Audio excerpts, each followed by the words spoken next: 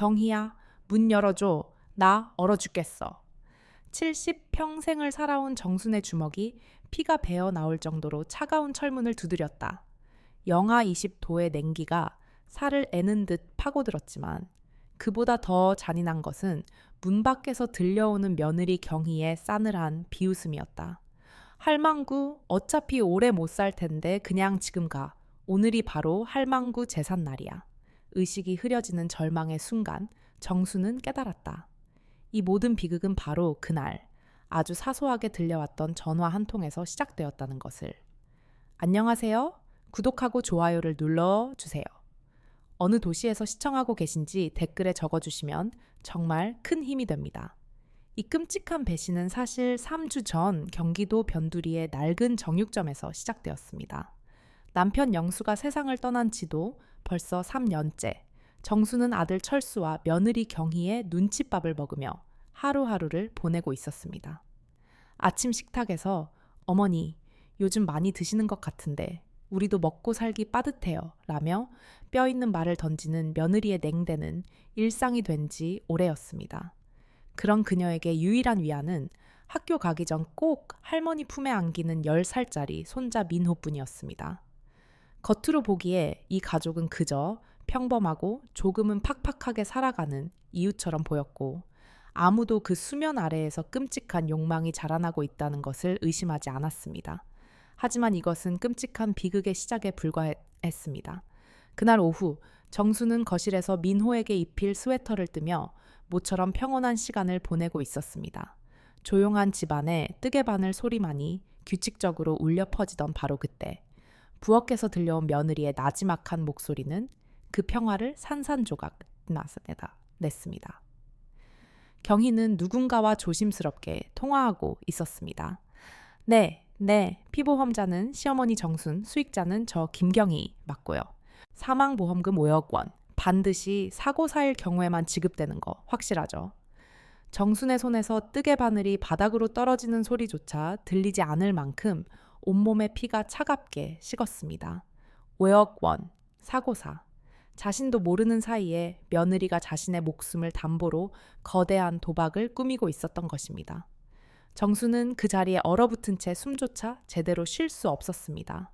하지만 이것이 얼마나 치밀하고 잔혹하게 계획된 범죄의 서막인지는 그때의 그녀로서는 상상조차 하지 못했습니다. 며칠 뒤 마치 아무 일도 없었다는 듯 경희의 태도가 180도 달라졌습니다. 평소 눈도 잘 마주치지 않던 며느리가 살갑게 웃으며 다가와 팔짱을 꼈습니다. 어머니, 오늘 오후에 시간 괜찮으세요? 냉동 창고 정리 좀 해야 하는데 오래된 고기들이 많아서 어머니의 도움이 꼭 필요해요. 정수는 순간 등골을 타고 흐르는 서늘한 기운을 느꼈습니다. 평생 정육점을 운영해온 자신을 귀찮은 짐처럼 여기며 가게 일에서 철저히 배제했던 며느리의 갑작스러운 부탁은 명백한 위험 신호였습니다. 하지만 정순이 거절의 말을 꺼내기도 전에 옆에서 숙제를 하던 민호가 해맑게 외쳤습니다. 할머니, 같이 가요? 제가 도와드릴게요.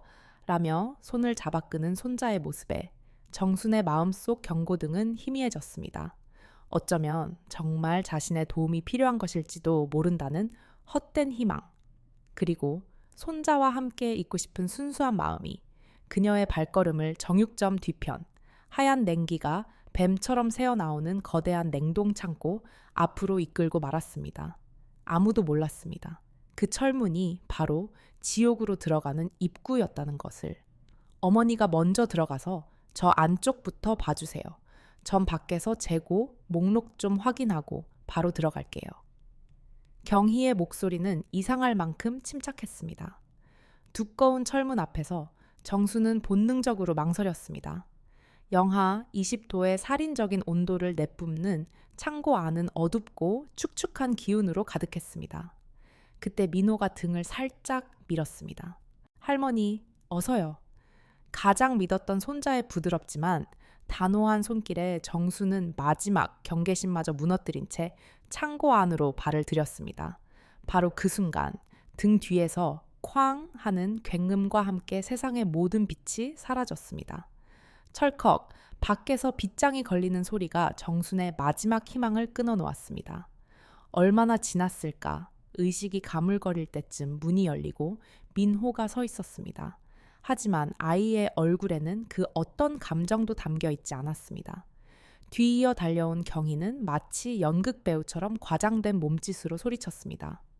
어머니, 괜찮으세요? 세상에, 문이 고장 나서 잠겼었나 봐요. 우리 민호가 발견해서 겨우 열었어요. 정수는 그 거짓된 연기를 꿰뚫어 보았지만 얼어붙은 몸은 말을 듣지 않았습니다. 다음에 무슨 일이 일어날까? 정수는 그때 이미 알고 있었습니다. 이것은 끝이 아니라 더 끔찍한 시작이라는 것을. 그날 저녁 식탁 위에는 김이 모락모락 나는 된장찌개와 평범한 반찬들이 놓여 있었지만 그 공간을 채운 공기는 칼날처럼 차가웠습니다. 겨우 몸을 추스른 정수는 떨리는 목소리로 아들 철수에게 진실을 고했습니다. 철수야, 오늘 경희가 나를 일부러 냉동 창고에 가뒀단다. 하지만 하루 종일 고된 일에 지친 아들의 반응은 싸늘하기만 했습니다. 경희는 기다렸다는 듯 눈물을 뚝뚝 흘리며 철수의 팔에 매달렸습니다. 여보, 어머니가 요즘 자꾸 이상한 말씀을 하세요. 저를 의심하시는 것 같아요. 민호야, 아빠한테 사실대로 말씀드려. 오늘 가게에서 무슨 일이 있었는지. 모든 시선이 민호에게 쏠렸습니다. 아이는 할머니의 간절한 눈빛을 잠시 마주보더니 이내 고개를 푹 숙이고 작은 목소리로 말했습니다. 할머니가 혼자 들어가셨어요. 문이 저절로 닫혔고요. 그 순간 정수는 세상이 무너지는 것을 느꼈습니다. 며느리의 아기보다 사랑하는 손자의 입에서 나온 계산된 거짓말이 수천 개의 비수가 되어 심장을 찔렀습니다. 아들은 완벽하게 아내와 아들의 편에 섰습니다. 경희는 승자의 미소를 감추며 마지막 쐐기를 박았습니다. 어머니, 내일 아침 당장 031-887-2400 서울대학교 병원 신경과에 예약해놨어요. 치매 검사 받아보셔야겠습니다. 냉동 창고의 살인적인 추위는 차라리 견딜만 했습니다. 아들의 외면과 손자의 배신이라는 그 어떤 추위로도 얼릴 수 없는 지독한 절망 앞에서 그녀는 완벽하게 혼자였습니다. 그날 밤 낡은 주택의 모든 소음이 멎은 깊은 어둠 속에서 정수는 뜬 눈으로 밤을 새웠습니다. 며느리가 예약했다는 병원에 끌려가 치매 환자라는 낙인이 찍히고 나면 다음번 사고는 누구도 의심하지 않을 완벽한 범죄가 될 터였습니다. 모든 희망이 사라졌다고 생각한 바로 그때 방문이 삐걱거리며 한 뼘쯤 열렸습니다. 달빛을 등지고 서 있는 작은 그림자는 민호였습니다. 아이는 소리 없이 방으로 들어와 문을 닫고는 정순의 침대맡에 주저앉아 터져나오는 울음을 삼켰습니다. 할머니, 미안해요. 그 한마디는 낮에 들었던 차가운 거짓말과는 전혀 다른 죄책감으로 갈갈이 찢긴 아이의 진심이었습니다. 민호는 떨리는 목소리로 충격적인 비밀을 털어놓기 시작했습니다. 가게 빚이 무려 3억 원이며 엄마가 그 빚을 갚기 위해 할머니의 5억 원짜리 보험금을 노리고 있다는 것. 그리고 자신에게 엄마 말 안 들으면 아빠도 다칠 수 있다고 협박했다는 사실까지. 정수는 손자의 고백에 가슴이 미어졌지만 진짜 지옥은 이제부터였습니다. 민호는 눈물을 닦으며 마지막 말을 내뱉었습니다. 그 말은 집안의 공기를 얼려버릴 만큼 끔찍했습니다. 할머니, 엄마 방 서랍 깊숙한 곳에 시어머니 사고사 계획서가 있어요. 다음 날 오후 정순의 심장은 금방이라도 터져 나올 듯 격렬하게 뛰었습니다. 경희가 급한 볼일이 있다며 가게로 나가고 철수가 도축장으로 떠난 오후 4시 집에는 오직 정순과 민호만이 남았습니다. 지금이 아니면 기회는 없었습니다. 민호의 안내에 따라 두 사람은 도둑처럼 발소리를 죽이며 경희의 방으로 들어갔습니다. 화려하진 않지만 값비싼 화장품과 옷들로 가득한 방은 3억 빚에 쪼들리는 사람의 공간이라고는 믿기 어려웠습니다. 민호가 가리킨 낡은 서랍장 맨 아래 칸, 낡은 옷가지들 밑에서 먼지 쌓인 파일 하나가 모습을 드러냈습니다. 파일 표지에는 또박또박 쓰인 글씨로 시어머니 사고사 계획서라고 적혀 있었습니다. 떨리는 손으로 파일을 열자 가장 먼저 눈에 들어온 것은 정순의 이름과 도장이 찍힌 5억 원짜리 생명보험 증권 사본이었습니다. 그리고 그 뒤에는 은행에서 온 붉은 글씨의 빛 독촉장들, 마지막으로 정순의 혈압을 터뜨릴 듯한 문서가 있었습니다. 그것은 경희의 필체로 상세히 기록된 살인 계획서였습니다. 1단계 냉동 창고 실패 시, 2단계 계단 실족사 유도 장소 집 안 계단 시간 야간, 3단계 가스 누출 위장 준비물 가스 호스 절단용 니퍼. 모든 것이 너무나 구체적이고 잔혹해서 정수는 숨을 쉴 수조차 없었습니다. 이제 돌이킬 수? 갓 없었습니다. 이것은 단순한 의심이 아니라 명백한 살인 예고였습니다. 민호야, 내일이 내 증조 할아버지 제삿 날이지? 정순의 목소리는 분노와 슬픔으로 가늘게 떨리고 있었습니다. 민호는 겁에 질린 얼굴로 고개를 끄덕였습니다. 좋아. 정수는 휴대폰으로 모든 서류를 한 장 한 장 빠짐없이 촬영하고 동네 문구점으로 달려가 복사까지 마쳤습니다. 원본 파일을 원래 자리에 돌려놓고 방을 나올 때 그녀는 더 이상 어제까지의 무력한 노인이 아니었습니다. 그녀의 눈빛은 차갑게 빛나고 있었습니다. 모든 친척이 모이는 그 자리에서 내 엄마의 저 추악한 가면을 벗겨주마. 제사상 앞에서 벌어질 피해 폭로극, 그 무대는 완벽하게 준비되었습니다. 다가올 재앙의 그림자는 이미 집안 구석구석에 짙게 드리워져 있었습니다. 내일, 이 집에서는 누군가의 인생이 완전히 파멸하게 될 것이었습니다. 제삿날, 집안은 음식 냄새와 오랜만에 만난 친척들의 웃음소리로 가득했습니다. 경희는 그 누구보다 분주하고 살가운 며느리인 척하며 상을 차리고 술을 따랐습니다. 그녀의 얼굴에는 자신의 계획이 완벽하게 성공하리라는 오만한 자신감이 서려 있었습니다. 제사가 끝나고 모두가 식사 자리에 둘러앉아 왁자지껄 이야기를 나눌 때 정순이 조용히 자리에서 일어났습니다. 모두들 잠시 주목해 주십시오. 갑작스러운 행동에 웅성거리던 좌중이 조용해졌습니다. 정수는 식탁 끝에 앉아 만족스러운 미소를 짓고 있는 경희를 똑바로 응시하며 얼음처럼 차가운 목소리로 말했습니다. 이 자리에 있는 제 며느리 김경희가 저를 죽이려 했습니다. 그 한마디에 식탁의 모든 공기가 얼어붙었습니다. 친척들은 믿을 수 없다는 표정으로 정순과 경희를 번갈아 쳐다봤습니다. 경희는 얼굴이 새하얗게 질렸지만 이내 프로 배우처럼 눈물을 글썽이며 외쳤습니다. 어머니, 또 그 말씀이세요. 제가 말씀드렸잖아요. 여러분, 저희 어머니 지금 치매세요. 내가 치매라고? 정순의 목소리에 실린 냉소는 칼날 같았습니다. 그녀는 품속에서 준비해온 서류 뭉치를 꺼내 테이블 중앙으로 던졌습니다. 종이들이 사방으로 흩어지자 가장 가까이 앉아있던 철수의 큰 형님이 의심스러운 눈초리로 서류 한 장을 집어들었습니다. 그의 눈이 경악으로 커졌습니다. 이게 대체 뭐야? 재수 씨 이름으로 어머님 앞으로 5억 원짜리 사망보험이 들어져 있잖아. 그 말이 도화선이었습니다. 친척들이 너도 나도 서류를 집어들었고 여기저기서 경악과 분노의 탄성이 터져 나왔습니다. 세상에, 여기 시어머니 사고사 계획서라고 적혀 있어. 냉동 창고, 계단 실족사, 이게 사람이 할 짓이야? 모든 것이 폭로되는 그 순간 경희의 세계는 무너지기 시작했습니다. 아니에요. 다 거짓말이에요. 저건 어머님이 저를 미워해서 전부 꾸며낸 거라고요. 경희가 발악하며 소리쳤지만 아무도 그녀의 말을 믿지 않았습니다. 바로 그때 모두의 등 뒤에서 작은 목소리가 울려 퍼졌습니다. 그것은 도미노의 마지막 조각을 쓰러뜨리는 소리였습니다. 아니에요. 엄마가 시켰어요. 모든 시선이 식탁 구석에 앉아 떨고 있는 민호에게 쏠렸습니다.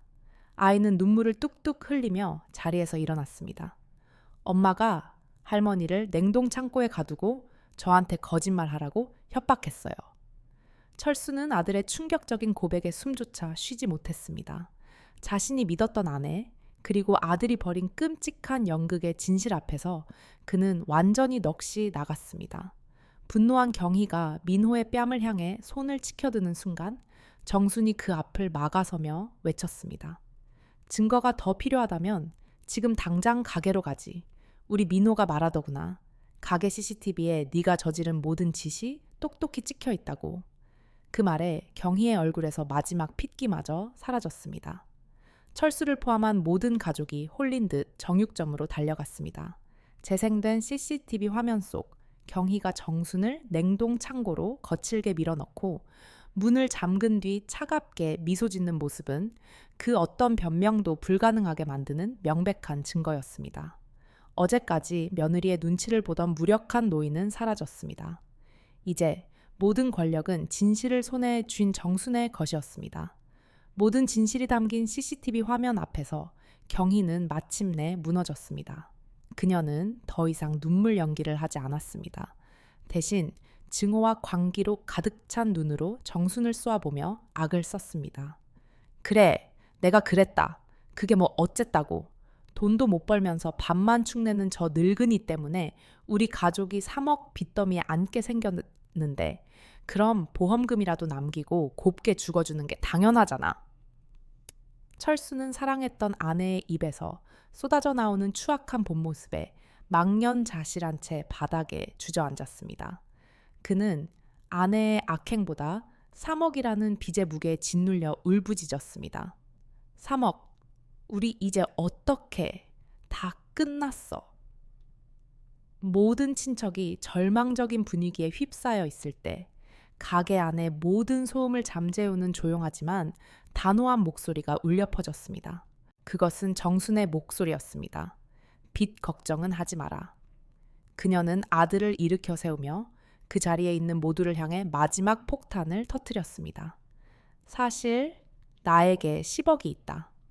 순간 철수와 민호 그리고 모든 친척의 눈이 믿을 수 없다는 듯 며칠 전까지만 해도 그저 가난하고 힘없는 노인이라고 생각했던 정순에게 꽂혔습니다. 정순은 남편 영수가 젊은 시절 재미삼아 사두었던 경기도 외곽의 쓸모없던 땅이 최근 신도시 개발 부지에 포함되면서 10억 원이라는 거액의 보상금을 받았다는 사실을 털어놓았다. 그녀는 아들과 친척들을 둘러보며 담담하게 말을 이었다. 너희들이 나태해질까봐 그리고 진정한 가족으로 나를 대해주는지 보고 싶어 그동안 말을 아꼈다. 정수는 수갑을 찰 준비를 하는 경찰들 옆에서 넋이 나간 채 서 있는 경희에게 시선을 고정했다. 네가 만약 단 한 번이라도 진심으로 나를 어머니로 여겼다면 이 돈은 모두 너희의 것이었을 것이다. 하지만 고작 5억 때문에 나를 죽이려 한 너에게는 이제 단 1원도 돌아가지 않을 것이다. 그 말을 듣는 순간 경희의 얼굴에서 모든 표정이 사라졌다. 잠시 후 그녀는 실성한 사람처럼 웃기 시작했다. 그 웃음은 곧 절규 섞인 울음으로 변했다.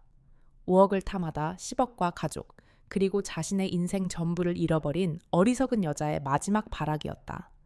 곧이어 도착한 경찰에게 연행되어 가면서도 경희는 10억, 네 10억 이라는 말만 넋 나간 사람처럼 중얼거렸다. 그녀가 떠난 자리에 남은 것은 지독한 배신감과 함께 찾아온 허탈함, 그리고 새로운 희망이었다. 며칠 후 정수는 가장 먼저 은행으로 가 3억 원의 빚을 모두 갚았다. 철수는 평생 자신을 짓누르던 족쇄가 풀리는 해방감에 어머니 앞에서 아이처럼 눈물을 쏟았다. 그리고 낡고 빛바랬던 철수 정육점 간판이 내려지고 그 자리에는 힘있는 필체로 쓰인 정순 정육점이라는 새로운 간판이 걸렸다. 이야기가 시작되었던 그 차가운 냉동 창고의 절망은 온데간데 없었다. 이제 가게의 주인은 아들 철수가 아닌 모든 시련을 이겨내고 자신의 삶과 존엄을 되찾은 정순이었다. 그녀는 자신을 구해낸 작은 영웅, 민호의 손을 꼭 잡고 새로 내건 간판을 자랑스럽게 바라보았다. 진정한 부는 통장의 숫자가 아니라 서로를 지키려는 그 뜨거운 마음에서 나온다는 것을 그녀는 자신의 모든 것을 걸고 증명해 낸 것이었다. 1년이라는 시간이 흐른 지금 경기도 변두리에 낡고 음침했던 정육점은 온데간데 없었다. 그 자리에는 밝은 조명과 반짝이는 쇼케이스, 그리고 손님들의 활기찬 웃음소리로 가득한 정순 정육점이 동네의 명물로 자리 잡고 있었다. 가게의 주인으로 당당히 서 있는 정순의 얼굴에는 더 이상 과거의 그늘을 찾아볼 수 없었다. 그녀는 이제 단순한 정육점 주인이 아니었다. 그녀의 이야기는 입소문을 타고 퍼져나가 절망 속에서도 정의와 용기를 잃지 않은 지역사회의 상징적인 인물이 되었다. 아들 철수는 어머니 밑에서 묵묵히 일하며 지난날의 과오를 씻어내고 있었다. 그는 비로소 깨달았다. 진정한 가장의 역할은 돈을 버는 것이 아니라 어떤 상황에서도 가족의 편에서 진실을 지켜내는 것임을. 탐욕의 대가는 혹독했다. 김경희는 살인 미수와 사기 혐의로 징역 15년이라는 중형을 선고받고 차가운 교도소 벽 안에서 자신의 어리석음을 곱씹고 있었다. 그녀에게 가장 큰 형벌은 자유를 잃은 것이 아니었다. 변호사를 통해 전해 들은 정순과 가족이 10억 원으로 새로운 삶을 꾸리며 행복하게 살아간다는 소식이었다. 자신이 그토록 경멸했던 시어머니가 지역사회의 존경을 받는 인물이 되고 아들과 남편이 그 어느 때보다 행복한 웃음을 짓고 있다는 사실은 그녀의 영혼을 평생 동안 잠식할 끔찍한 지옥이 되었다. 그녀는 매일 밤 만약 자신이 조금만 더 따뜻한 며느리였다면 누렸을 모든 것을 상상하며 후회의 눈물을 삼켰다. 민호는 이제 11살이 되어 더욱 늠름하고 밝은 아이로 자랐다. 아이는 할머니의 가장 든든한 보디가드이자 자랑스러운 손자였다. 정순은 손자의 교육비는 물론 자신의 이름을 딴 정순장학회를 만들어 시장 상인들의 어려운 형편에 있는 자녀들을 돕기 시작했다. 그녀의 이야기는 돈보다 소중한 것이 무엇인지를 보여주는 살아있는 교훈이 되어 사람들 입에 오르내렸다. 어느덧 저녁이 되어 가게 문을 닫을 시간, 학교를 마치고 온 민호가 할머니의 어깨를 주무르고 철수가 그날의 정산을 도왔다. 세 사람은 함께 저녁을 먹기 위해 집으로 향했다. 1년 전 거짓과 배신으로 얼어붙었던 그 집은 이제 매일 밤 따뜻한 음식 냄새와 새 식구의 정겨운 웃음소리로 가득 찼다. 정수는 창밖으로 보이는 저녁 노을을 바라보며 생각했다. 인생의 가장 혹독한 겨울을 이겨낸 후에야 비로소 가장 따뜻하고 찬란한 봄이 찾아온다는 것을. 오늘 이야기는 여기까지입니다. 이 이야기는 우리에게 묻습니다. 진정한 가족이란 무엇일까요? 혈연으로 맺어졌다는 이유만으로 모든 것을 용납하고 희생해야 하는 관계일까요? 정순 할머니의 삶은 그렇지 않다고 말해줍니다. 그녀가 되찾은 것은 10억 원이라는 돈이 아니라 자신을 존중하고 사랑해주는 사람들과 함께 살아갈 권리였습니다. 경희는 돈이라는 허상에 눈이 멀어 진짜 보물을 알아보지 못했습니다. 그녀가 버린 10억 원의 가치보다 더 소중했던 것은 바로 가족이라는 이름으로 맺어진 따뜻한 인연이었습니다. 때로는 가장 가까운 사람이 가장 무서운 적이 될 수도 있고 가장 연약해 보이는 존재가 가장 큰 용기를 내기도 합니다. 민호의 작은 용기가 거대한 아기의 고리를 끊어냈듯이 진실은 결국 어떤 거짓과 위협보다 강합니다.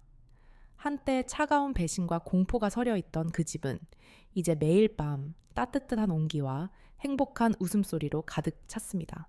진정한 부는 통장의 숫자가 아니라 서로를 믿고 아껴주는 마음에서 나오는 것일지도 모릅니다. 만약 여러분이 정순 할머니의 입장이었다면 어떻게 하셨을까요? 혹시 비슷한 경험이 있으시다면 댓글로 여러분의 이야기를 들려주세요. 이 이야기에서 어떤 교훈을 얻으셨는지도 궁금합니다. 오늘 이야기가 마음에 드셨다면 구독과 좋아요를 부탁드립니다. 여러분의 따뜻한